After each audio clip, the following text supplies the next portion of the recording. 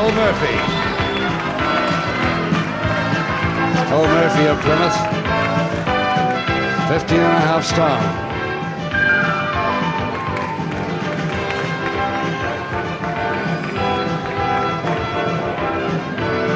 With his crazy eye makeup, I don't know why he wears that. It's quite ridiculous to me. But anyway, that's it. Skull Murphy. And his opponent, Pete Roberts, Super Destroyer from Chatham, just getting into the ring. A good-looking fella, born actually in the Midlands, now residing in Chatham. 8 3-minute rounds, and over to our MC, Brian Crabtree. Thank you, wrestling fans. This is the main event, an heavyweight contest, and the winner to meet next Saturday lunchtime from India, Tiger Dalabasi. It's to be wrestled over 8 3-minute rounds. 2 falls, 2 submissions, or a knockout will decide the winner. On my left, in the red corner, the indestructible, the Skull Murphy.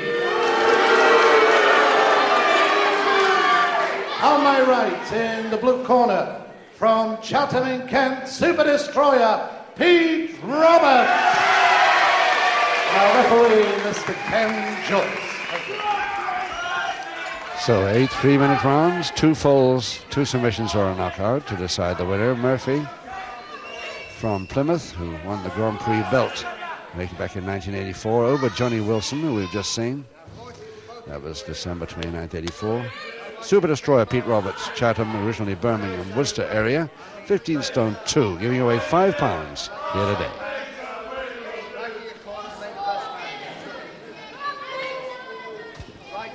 Referee Ken Joyce in charge of this one. Round 1. 8 3-minute rounds, 2 falls to decide it. And Murphy, Skull Murphy, as usual, in his black tights and leotard.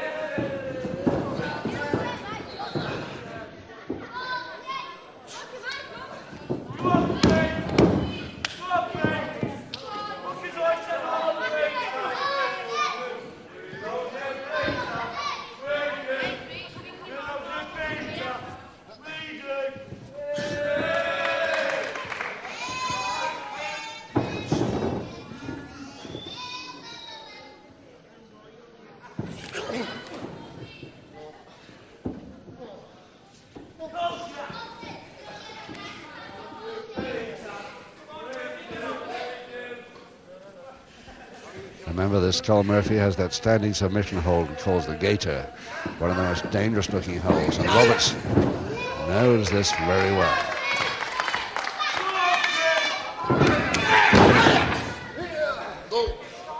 Murphy, of course, the son of my old friend Roy Bull Davis. I'm sure a lot of the older grapple fans will remember Roy Bull Davis from Plymouth. And I'm sure poor old Roy, who died last year, turned over his grave if he saw his son wearing that ridiculous makeup on his face.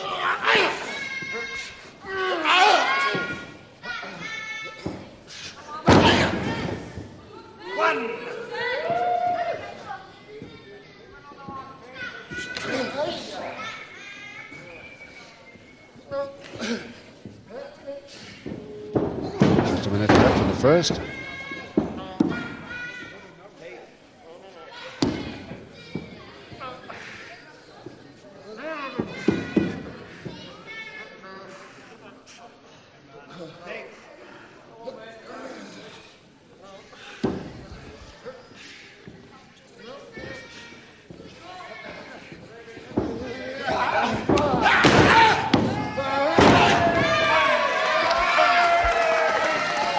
Seconds to go.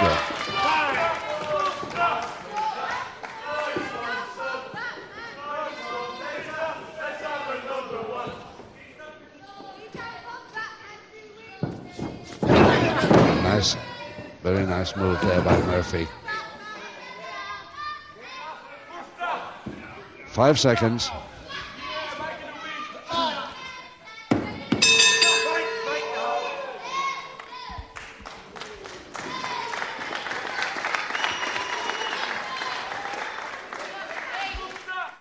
Well, this man turned a full-time pro in 1978, ambition the heavyweight championship of Great Britain. Started in the wrestling booths like his dad. Pretty hard start. I cannot understand why he has this makeup on his eyes. He doesn't need it. He's a strong, good wrestler.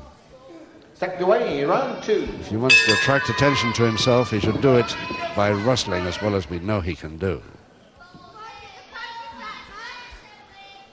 Pete Roberts, his opponent, one of the most popular heavyweights in the business today.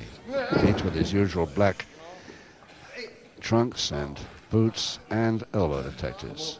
He's a very, very good mover in every way. One of the fastest men, especially in tag wrestling.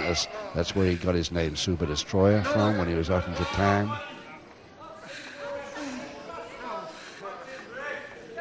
And a full Japanese stranglehold now to Murphy.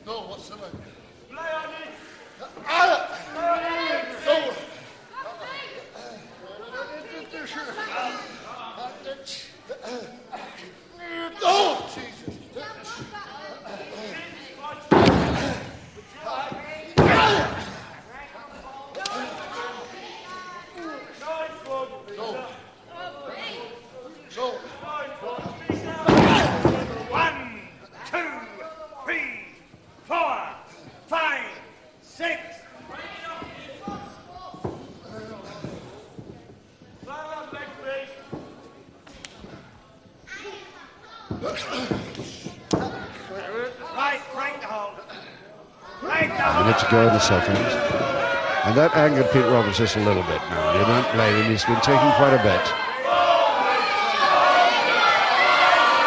Referee Ken Joyce says, yes, I'm watching you, Murphy.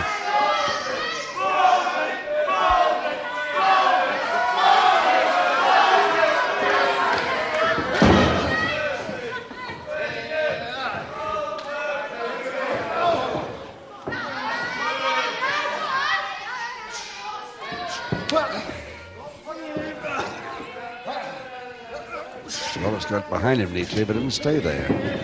That's a beauty. Oh, yes. Great back shot to the stomach.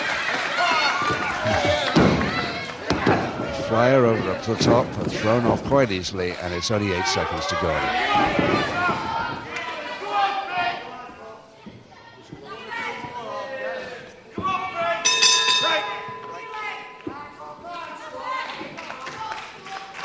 Let's have a look at the good-looking boy from Chatham, Super Destroyer Pete Roberts. Hobby training as swimming, of course, trained for the ring by Carl Kane originally, and Francis Sinclair Gregory, one of the greatest heavyweights in this country, the British heavyweight champion at the time, and held all kinds of Cornish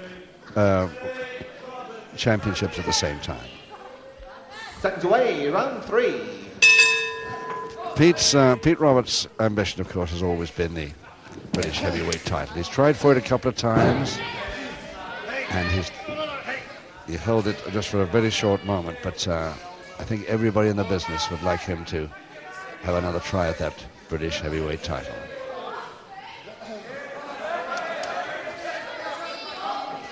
Held, as you know, of course, at the moment, by Pat Roach. Birmingham.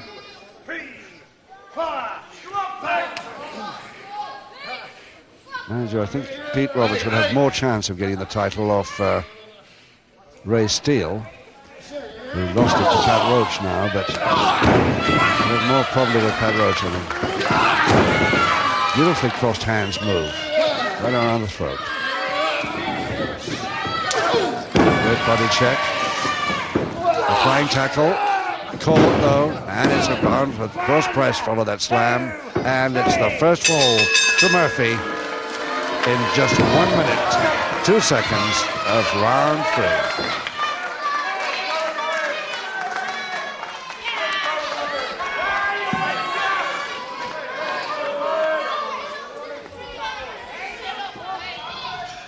Ladies and gentlemen, in round 3, the referee has disallowed the fall for striking his opponent up to the count of 3. Fall disallowed. So, no. Something the referee didn't like, Ken Joyce didn't like about the way he held that hold to get the fall, so the fall has been disallowed. Seconds away, round 4. And here we go for round 4. And remember, no score so far. 2 falls to decide the bout with 5 rounds to go.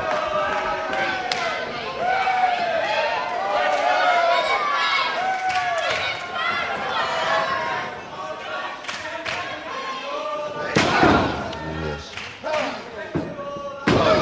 And it wasn't really straight fingers there. It was much more the clenched fist punch, and I'm sure you saw at home. Guillotine. 5, 6, 7. From the forearm uppercuts, and Pete Roberts is pretty good at that too, and the body check. There's the one. There's a perfect Roberts uppercut.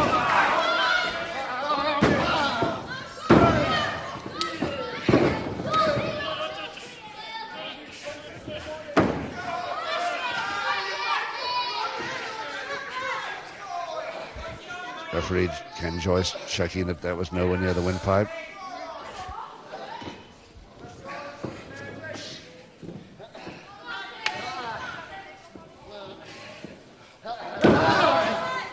Yes. Referee not too sure about whether that was a punch or not. We can tell him at ringside, and of course you at home could. Cameras caught it, but the referee doesn't always.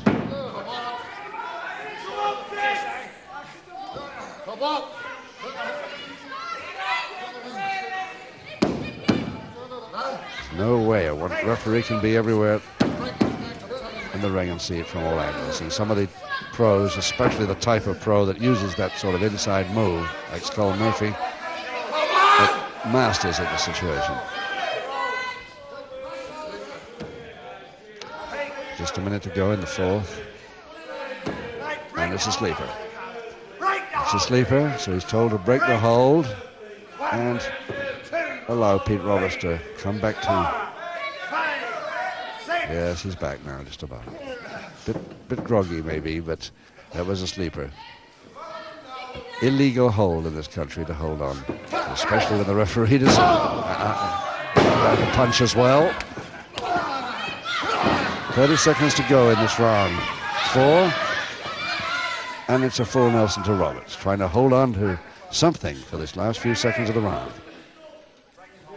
He's been told to break it.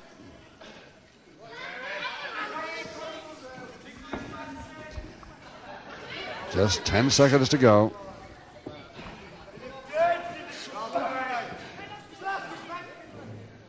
And the double interlock will do neither of them any good in this round.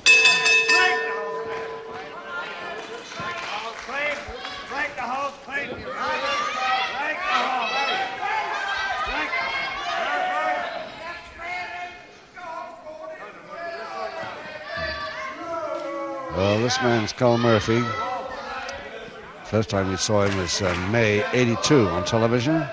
He had a couple of years as an amateur in London, turned pro in 1978.